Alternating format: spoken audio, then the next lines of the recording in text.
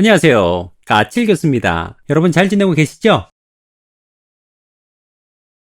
그 다음에 또 한 가지, 여러분들이 이제 A+, 좋은 서평 점수를 받기 위해서 들어가야 되는 내용이 있는데, 그게 어떤 거냐면요. 저자의 핵심적인 논지를 조금 확장하는 겁니다. 요게 굉장히 어렵지만요. 이게 들어가면요. 기가 막힌 서평이 됩니다. 그러니까 이 하이라이트 부분에 서평을 쓰는 사람의 사고의 확장이 일어나야 돼요. 근데 중요한 거는 이 사고의 확장이 일어나는데 이 저자가 쓴 책의 내용 중에서 좀 주변적인 얘기 이런 걸로 그렇게 하시면 안 돼요. 이 저자가 이야기한 핵심적인 내용이 있어요. 이 핵심적인 내용을 가지고 약간 사고의 확장을 조금 더 넓게 생각하고 깊이 생각하고 하는 것을 시도해 보셔야 됩니다. 요게 개념 잡기가 사실은 약간 어려우실 수 있어요. 근데 제가 지난번에 이 완전학습 바이블이라고 하는 책을 가지고 북 리뷰하고 또 이 책을 소개하는 그런 영상을 만들었는데요. 이 책을 소개하는 영상을 보신 분이라면 아마 아실 거예요. 이 책에 나와 있는 핵심적인 이야기를 설명드리긴 했지만 앵무새처럼 이 책에 나와 있는 얘기만 하지는 않았어요. 이 책을 보면서 저도 생각하고 깨닫고 조금 더 깊이 생각하게 된 내용이 있잖아요. 그 내용을 제가 영상에다 조금 덧붙였어요. 자, 그런데 제가 어떤 식으로 이 작가가 이야기한 내용을 확장을 했느냐면은 이 임 작가님이 이 책을 쓰면서 완전학습을 강조하세요. 완전학습은 뭐냐면은 한마디로 얘기해서 그냥 완벽하게 이해하는 것을 이야기를 하는 겁니다. 근데 제가 이 얘기만 하고 끝난다. 그래서 작가가 칭찬할 만하다. 요렇게만 이야기하면요. 그냥 앵무새처럼 이 책의 내용을 제가 반복하는 것에 불과합니다. 근데 제가 여기에서 조금 더 사고의 확장을 꾀했어요. 그러면서 제가 그 영상 때 어떤 이야기를 했냐면은 교육과정을 설계하는 이야기를 했습니다. 교육과정은 허공 위에다가 집을 짓지 않아요. 아무 기초도 없는데 그냥 공중에다가 집을 매다는 것이 아니라 기초부터 차근차근히 집을 지어 나갑니다. 그래서 이전에 배운 게 그 다음에 배운 것에 있어서 기초가 돼요. 그러니까 이전에 배운 걸 내가 완벽하게 이해하지 않으면 그 다음 거를 배울 수 있어요, 없어요? 예, 배울 수 없습니다. 그래서 학습 결손이 일어나게 돼요. 교육과정의 설계 이론으로 봤을 때도요, 완벽하게 이해한다, 완전 학습을 한다 라고 하는 것은 굉장히 중요한 가치를 가지는 겁니다. 게다가 제가 그 영상을 이야기하면서 한 가지를 더 붙였어요. 최근에 교육과정을 설계하는 이론 중에 백월드 디자인이라고 하는 것이 각광을 받고 있다, 이런 얘기를 드렸어요. 이해중심 교육과정이다 라고 이야기를 하면서 이 이해중심 교육과정의 특징이 뭐냐, 영속적인 이해, 수업이 끝나고 나도 머릿속에 남아있고 심지어 내가 그 이해를 다른 분야에 또 실제 삶 가운데 내가 적용하고 전이시킬 수 있는 그런 이해가 굉장히 중요해지고 있다, 이런 이야기를 드렸습니다. 그러니까 이 임 작가님이 이야기하시는 이해를 강조하는, 완전 학습을 강조하는 것은 너무나도 칭찬할 만한 그런 이야기다, 그런 책의 내용이다, 제가 이렇게 설명을 했어요. 그러니까 그냥 이 책의 내용을 단순하게 칭찬하는 거랑은 조금 다르죠. 조금 더 깊이 생각을 해보는 겁니다. 이렇게 사고의 확장을 꾀하는 거예요. 이 하이라이트 부분에 또 들어가면 좋은 게 어떤 거냐면은 이 책에 나와 있는 내면의 목소리를 담아내는 거예요. 그러니까 심지어 작가가 하지 않은 말인데 작가가 이 책을 통해서 사실은 이런 얘기를 하고 있는 것 같다 라고 아예 작가가 하지 않은 말인데도 작가가 한 것처럼 더 사고를 확장을 해보는 거예요. 요거 이해가 잘 안 되실 수 있습니다. 작가가 하지 않은 말인데 작가가 했다? 이런 식으로 서평을 쓰라고? 그리고 그렇게 칭찬하는 말을 쓰라고? 근데 요게 어떤 거냐면요, 제가 예를 들어서 설명을 해드릴게요. 제가 학생들한테 북리뷰 과제를 내줬어요. 그 책의 내용은 어떤 거냐면은 교육 방법론에 대한 책이었습니다. 그리고 무엇보다도 교육 방법론을 굉장히 실제적으로 접근을 하는 그런 책이었어요. 그래서 그 책에 대해서 학생들이 북 리뷰를 쓰면은 어떤 식으로 북 리뷰를 쓰느냐면은 그냥 그 책에 굉장히 실제적인 방법들이 굉장히 자세하게 나와 있다, 실제로 교사가 됐을 때 바로 적용해 볼 수 있는 그런 책인 것 같다, 이런 식으로 그 책의 장점을 많이 이야기를 합니다. 근데 그 이야기는요, 책에 나와 있는 내용이에요. 책에 나와 있는 내용을 가지고 칭찬을 한 겁니다. 근데 제가 정말 A+를 준 학생이 있는데요, 그 학생은 그 책을 읽고 그런 것도 물론 칭찬을 합니다. 근데 어떠한 칭찬을 거기다 더 붙였냐면은 교육 방법론 책이고 실제적인 교육의 방법들, 그것들을 정리한 책인데 거기다 대고 이 책은 교육자의 태도에 대한 책이다, 이런 얘기를 하는 거예요. 제가 그래가지고 깜짝 놀라가지고 그 북리뷰를 주의 깊게 보기 시작했습니다. 그랬는데 걔가 이제 어떤 얘기를 하느냐면요, 이 책은 사실 교육 방법론에 대한 책이다. 그러나 이 책을 통해서 우리가 배울 수 있는 것은 단순한 교육의 방법론들, 교육의 방법들, 그것만은 아니다. 내가 이 책을 통해서 배우게 된 것은 정말 한 사람의 교사로서 내가 가르치는 학생을 잘 가르치기 위해서 얼마나 머리 싸매고 노력하면서 한 명의 교사가 노력을 하는가, 이 교사의 태도, 끊임없이 노력해야 된다라고 하는 이 교사의 태도에 대해서 나는 배울 수 있었다, 이런 얘기를 하는 거예요. 여러분, 이런 리뷰 어떻습니까? 기가 막힌 겁니다. 근데 사실 그렇잖아요. 그 저자가 단순히 교육 방법론에 대한 얘기를 하는 이유가 뭐겠어요? 그렇죠. 최대한 학생들을 잘 가르치고 싶고 쉽게 이해할 수 있도록 다양한 교육의 방법론들을 설명을 하고 노력을 하고 하는 거잖아요. 이러한 저자의 노력들, 의도들, 정말 책 이면에 들어있는 내면의 목소리, 이런 것들을 적은 겁니다. 이러면 점수가 잘 나올 수밖에 없어요. 그러니까 이런 식이에요. 그러니까 여러분들이 이 하이라이트 부분에 쓰면은 점수가 올라가게 되는 게 어떤 거냐면, 책에는 나와 있지 않지만 책에서 이야기하는 목소리를 쓰시면 돼요. 근데 그거 어떻게 해요? 뭐 이렇게 생각하실 수도 있는데요. 이거 제가 팁을 드릴게요. 이거 진짜 꿀팁이어가지고 함부로 알려주시면 사실 좀 곤란해요. 어떤 팁을 여러분 쓰시면 되냐면은, 여러분이 읽으시고 서평을 쓰는 책이요, 이론적인 책이다 라고 하면은 실제적이다 라고 우기시면 돼요. 근데 반대로 또 여러분이 서평을 쓰시는 책이 굉장히 실제적인 책이에요. 그렇다고 한다면 이 책은 굉장히 이론적인 책이다, 이런 식으로 우기시면 됩니다. 어떤 책이 굉장히 이론적으로 쭉 이렇게 내용들을 정리하고 그런 책이 있을 수 있습니다. 그러면 현실과는 동떨어진 그런 얘기 같기도 해요. 그러나 이론을 깊이 들어가고 깊이 그 이론의 내용을 살펴보다 보면은 그 이론의 내용들을 통해서 우리 삶의 실제적인 철학들을 사실은 발견을 하게 됩니다. 그렇다고 한다면 그렇게 깨닫게 된 삶에 대한 철학, 원리, 이런 거는요, 우리 삶에 적용할 수 있잖아요. 그렇다고 한다면 이 책은 또 실제적인 책이 되는 거죠. 이런 식으로 쓰시면 됩니다. 서평이잖아요. 물론 이렇게 이야기하는 것에 있어서 약간의 근거를 제시해 주시는 것은 중요합니다. 이론적인 책인 경우 약간 실제적이다, 이런 얘기를 해주시면 좋고요. 그리고 또 실제적인 이야기를 하는 책이다 라고 한다면 이게 단순히 실제적인 이야기만 하는 것이 아니라 굉장히 탄탄한 이론적인 배경을 갖추고 있다, 이런 얘기를 해주시는 겁니다. 그러니까 사실 실제적인 책들도 보면은 실제적인 어떤 지침이나 내용들이 나오는 것도 사실은 그러한 해법이나 지침들, 이런 게 나오려면요, 이론적인 바탕이 있어야 돼요. 그러니까 이 책에서 실제적인 해법을 제시하고 있지만, 그러나 저자가 이런 실제적인 해법을 제시하기 위해서는 얼마나 탄탄한 이론적인 바탕을 가지고 있었겠는가.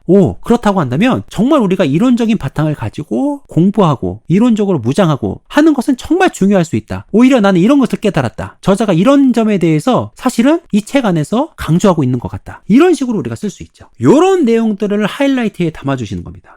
다시 한번 정리해 볼게요. 하이라이트는 일단 장점을 쓰시는 파트인데, 장점에서 그냥 책이 좋았다, 이런 점이 좋다, 그림이 많아서 좋다, 쉽게 읽혀서 좋다, 이런 얘기를 쓰시는 것이 아니라 이 작가가 어떠한 삶의 정황 가운데서 이런 얘기를 꺼냈는지, 이런 것들을 고려하면서 그런 장점들을 이야기해 주시는 게 좋고요. 그리고 사고의 확장을 꾀하라고 그랬어요. 그냥 앵무새처럼 이 책의 저자가 말하는 것, 그것만 반복하시는 것이 아니라 여러분의 생각을 조금 더 넣으셔가지고 조금 더 생각을 넓게 하세요. 그리고 조금 더 나아가신 라고 한다면, 책에 나와 있지 않지만 책은 이런 얘기를 실제로 하고 있다, 이렇게 쓰시면 됩니다. 그래서 이 책은 정말 칭찬할 만하다, 정말 추천할 만하다, 이렇게 하이라이트 부분을 써주시면요, 기가 막힙니다. 네 번째 파트는요, 제안이에요. 제안은 어떤 부분이냐면은 사실은 단점을 쓰시는 부분입니다. 이 책에 있어서 약간 아쉬운 부분이죠. 근데 제가 이 부분을 왜 제안이다 라고 이야기를 했느냐면은, 그러니까 많은 학생들이 북 리뷰를 쓰면요, 책이 이렇게 안 좋다, 이렇게 아쉽다, 이런 얘기는 굉장히 잘합니다. 그러나 사실 우리가 어떤 대안을 제시하지 않으면서 비판만 하는 거는요, 사실 굉장히 쉬운 일입니다. 그래서 여러분들이 이 서평을 쓰시면서 이 책에 있어서 아쉬움을 이야기하고 싶어요. 그러면 그냥 내가 이래서 아쉽다, 이렇게만 쓰는 것이 아니라 이 책에 있어서 이런 부분이 아쉬운데 이 부분은 이런 식으로 써줬으면 좋았을 것 같다, 아니면 이런 내용을 조금 보강했으면 더 좋은 책이 됐을 것 같다, 이런 제안들을 하시는 겁니다. 그리고 저도 이제 책을 읽다 보면 그런 책을 가끔씩 만나요. 와, 어떻게 이런 책을, 진짜 종이가 아깝다, 내가 써도 이거보단 낫겠다. 물론 농담이에요. 예. 그런 책을 만나기도 합니다. 그러나 그런 생각은요, 그냥 일기장에 쓰시는 겁니다. 서평에는 그렇게 쓰시면 안 되죠. 서평은요, 품위 있게 해야 됩니다. 그렇기 때문에 우리가 이 책에 대해서 비난을 하기보다는요, 제안을 하세요. 요 파트를 쓰실 때는요, 내가 이 책의 저자라면 이 생각을 하세요. 내가 이 책의 저자라면 이런 부분을 추가해서 이렇게 쓸 것 같다, 요렇게 내용을 보강해 주시고, 이 책의 아쉬운 점을 제안을 해 주시는 겁니다. 여러분, 이렇게 쓰면요, 서평이 훨씬 더 멋집니다. 점수도 훨씬 더 잘 나올 거예요.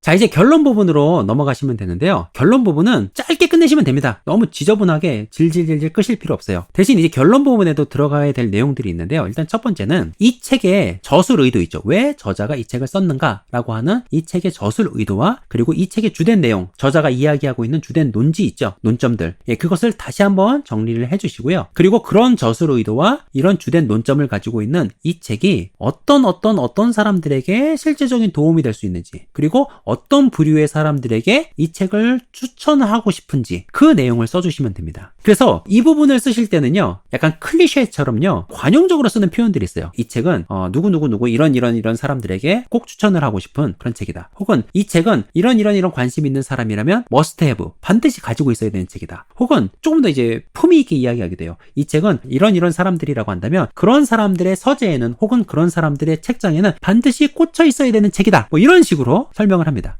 이렇게 이 책을 어떤 사람들에게, 어떤 타겟에게 추천하고 싶은지 그것들을 제시를 하는 겁니다. 그리고 혹시 뭐 이 결론의 내용에 조금 내용을 좀 추가하고 싶다, 분량이 약간 모자라는 것 같다, 이럴 때 가끔씩 있잖아요. 그러니까 교수님이 5장 쓰라 그랬는데 나는 지금 4장 반이야, 한 반 페이지만 더 썼으면 좋겠어, 이런 생각이 들 때가 있는데요. 그럴 때 좀 추천하고 싶은 방법 중에 한 가지는 어떤 게 있냐면은, 여러분들이 결론을 쓰시면서 새로운 이름을 붙여주는 것도 괜찮습니다. 이런 사람들에게 추천한다, 이런 얘기를 하면서, 그렇기 때문에 나는 이 책에다가 이런 제목을 붙여주고 싶기도 하다, 뭐 이런 식으로 책에 새로운 이름을 붙여주는 방법도 있고요. 혹은 책을 재발견한다, 복권한다, 이런 표현을 쓰기도 하는데, 사람들이 이 책의 값어치와 중요성을 잘 모르고 있는데 이 책이 이런 위치로 다시 좀 끌어올려졌으면 좋겠다, 이런 식으로 책이 약간 재발견되고 또 복권됐으면 좋겠다 라고 하는 그런 내용들을 살짝 덧붙여주셔도 괜찮습니다. 자, 아무튼 이런 식으로 북리뷰 결론을 마무리하시면 돼요. 제일 마지막에 설명드린다라고 했던 게 어떤 거냐면 제목이요. 서평의 제목을 여러분 내셔야 되는데, 예를 들면 교수님이 이제 이 완전학습 바이블을 읽고 서평을 써내요, 이렇게 과제를 내주셨어요. 그러면 그냥 제목을 이렇게 쓰는 거죠. 완전학습 바이블을 읽고. 이런 거 좀 약해요. 뭔가 느낌이 잘 안 오잖아요. 그래서 완전학습 바이블을 읽고 라고 하는 것은 항상 부제로 넣으시면 됩니다. 그리고 다른 제목을 하나 붙여주세요. 그러니까 예를 들면 이 완전학습 바이블 같은 경우는요, 뭐 이런 식으로 할 수 있죠. 부모 교육에 관한 책이니까 길을 잃은 부모들을 위한 내비게이션. 그러니까 이거를 제목으로 넣고 그 밑에 부제로 완전학습 바이블을 읽고, 이런 식이에요. 혹은 이 팩트풀 리스트 같은 경우도요, 그냥 팩트풀 리스트를 읽고 이런 식으로 제목을 붙이면 재미없잖아요. 그러니까 제목을 역으로 이런 식으로 붙여보는 거예요. 세상에 대해서 오해할 수 있는 10가지 방법. 그렇게 하고는 부제로 팩트풀 리스트를 읽고. 그러니까 이런 식으로 제목을 붙이는 게 괜찮습니다. 즉, 서평의 제목을 붙일 때는요, 여러분들이 이 책의 서평을 그동안 쭉 쓰면서 계속 고민해왔던 내용들, 그리고 여러분들이 이 책을 통해서 깨닫고 발견하고 여러분들이 이 서평을 통해서 이야기하고 싶은 내용들이 있을 거예요. 그러면 그 내용들을 뭔가 딱 한 문장으로, 그러니까 주어와 동사가 없어도 괜찮아요. 하나의 구로 뭔가 사람들이 읽고 싶고 그리고 눈에 띄일 수 있는 제목으로 제목을 딱 넣습니다. 그리고 그 밑에 부제로 무슨 책을 읽고, 이렇게 넣어주시면 돼요. 자, 이런 식으로 서평을 쓰면요, 여러분 A+ 서평 쓰실 수 있습니다. 꼭 책을 읽지 않아도요, 요 내용들이 들어가게 되면은 여러분 좋은 서평 점수 받으실 수 있을 거예요. 사적으로 딱 2가지만 더 말씀을 드릴게요. 일단 첫 번째는요, 여러분들이 서평을 쓰실 때는요, 제발 존댓말 쓰지 마세요. 그러니까 문체 자체가 저는 뭐 이렇게 하면서 뭐뭐 했습니다, 이런 식으로 서평을 쓰는 학생도 있어요. 그러나 여러분 학문의 세계에서는요, 그렇게 겸손 떨 필요가 없습니다. 그렇게 겸손을 떠느니 자기 말에 대한 분명한 근거를 제시하는 게 훨씬 더 좋아요. 그러니까 겸손하게 헛소리하는 것보다는요, 당당하게 자기 할 말을 근거를 대가면서 이야기하는 것이 훨씬 좋습니다. 그렇기 때문에 서평을 쓰실 때는요, 존댓말로 쓰지 말고요, 뭐뭐이다, 뭐뭐하다, 이렇게 쓰시면 됩니다. 그리고 나는, 요것도 사실은 그렇게 좋진 않아요. 나는 이렇게 이야기를 하다 보면 굉장히 개인적인 글이나 개인적인 감상처럼 들립니다. 자기도 좀 객관화해서 부르세요. 그래서 필자는 이런 게 좋습니다. 그러니까 필자는 이렇게 이야기하면서 뭐뭐이다, 뭐뭐하다, 이렇게 생각한다, 이렇게 존댓말 쓰지 말고 자기 의견을 당당하게 표현하시는 게 좋고요. 그 다음에 2번째로, 여러분들이 또 서평을 또 잘 쓰시기 위해서 제가 이까칠 교수가 개인적으로 추천을 드리는 건 어떤 게 있냐면은, 여러분들이 좋은 서평을 쓰고 싶으면요, 좋은 서평을 많이 읽어보시는 것도 좋습니다. 그러니까 우리나라 작가들 중에서도요, 뭐 장정일 씨나 정희진, 그리고 로자님, 혹은 강유원, 표정훈, 이런 서평 전문가나 출판 평론가들이 내놓은 그런 서평집 같은 것도 있습니다. 그래서 그런 책을 보시는 것도요, 괜찮아요. 그리고 지금 들고 있는 책은요, 세상물정의 사회학이라고 노명우 씨가 쓴 책인데, 이것도 사실은 책을 읽고 쓰신 서평집이고요. 이 책은 사회를 말하는 사회, 한국 사회를 읽는 30개의 키워드라고 하는 책인데요. 이 책 역시도 30권의 책에 대한 서평집이에요. 그러니까 이런 서평들이 담겨있는 책들을 통해서 좋은 서평들을 많이 읽는 것이 여러분들 도움이 되실 거예요. 그리고 무엇보다도 여러분들이 좀 대학원생이다, 그리고 대학에서 좀 고학년이다 그러면 학술 데이터베이스 제공 사이트들이 있습니다. 그런 사이트들을 통해서 여러분 전공 분야의 책들과 관련된 서평들 있죠? 그런 것도 찾아서 검색을 좀 해보세요. 그리고 개간지나 월간지, 이런 잡지들 속에서 서평을 다루는 그러한 잡지들도 있습니다. 그런 것들을 통해서 많은 좋은 서평들, 잘 쓰여진 서평들을 여러분들이 먼저 접해보시는 것도 정말 좋은 방법입니다. 좋은 서평을 많이 읽어야 또 좋은 서평을 쓸 수 있게 됩니다. 오늘 영상은 여기까지입니다. 길고 길었던 이 서평 시리즈 두 번에 걸쳐서 나눠서 여러분들한테 소개해드렸는데요. 도움이 많이 되셨을 것이다 이렇게 생각이 들고요. 여러분 정말 이 까칠 교수 믿고요. 이렇게 제대로 서평 쓰시면요. 서평 점수 정말 안 좋게 받으실 수가 없어요. 자, 그럼 저는 오늘 여기서 인사드리도록 하겠습니다. 구독과 좋아요 안 누르셨다라고 한다면 지금 빨리 눌러주시면 좋을 것 같습니다. 그리고 또 매주 올라오는 컨텐츠 놓치지 않도록 알림 설정도 딱딱 해두시기를 부탁을 드립니다. 자, 그러면 저는 또 다음 영상 때 여러분들 기쁘고 반가운 얼굴로 뵙도록 하겠습니다. 여러분 수고하셨습니다. 서평 A+ 받으세요.